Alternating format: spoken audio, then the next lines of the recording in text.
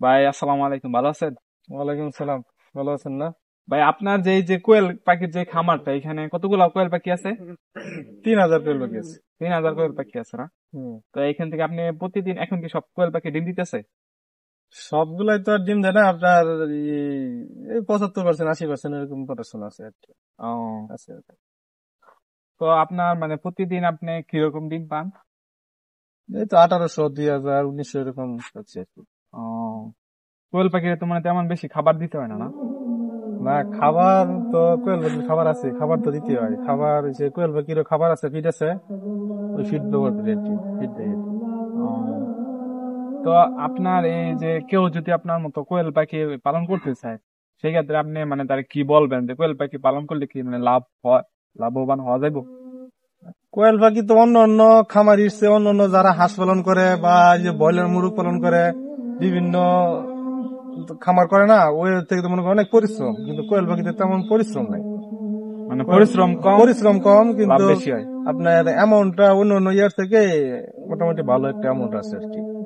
আর কোয়েল পাখির পরিশ্রম খুবই কম, মানে আপনার সকালে এই সর্বোচ্চ 1 ঘন্টা ইয়ে করলে, সকালে 1 ঘন্টা, আর সন্ধ্যার পরে ডিম তোলা আর মনে করেন 1 ঘন্টা, মানে সর্বমোট মনে করেন আপনার 3 ঘন্টা কাজ করলে সারাদিনের মধ্যে হুম, তো চলে, আর ইয়ে নাই।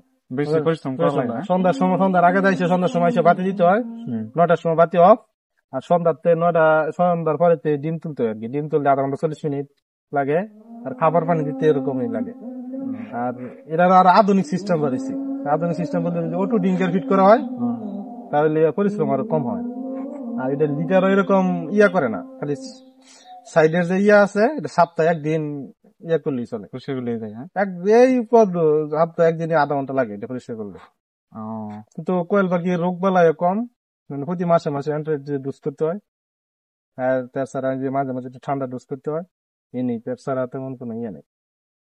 ও, তাহলে মানে অন্যান্য যেমন ব্রয়লার পোল্ট্রি ওইগুলার সাথে কোয়েল পাখি পালন করলে মানে এসে বেশি লাভ হইব আর কি। হ্যাঁ, এক একজন এক একটা পালন করে।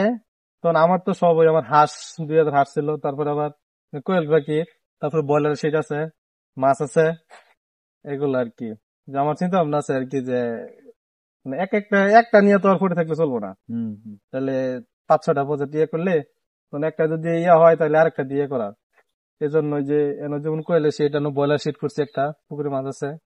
তারপরে আরো চিন্তা ভাবনা আছে আর কি, সামনের দিকে আগামী।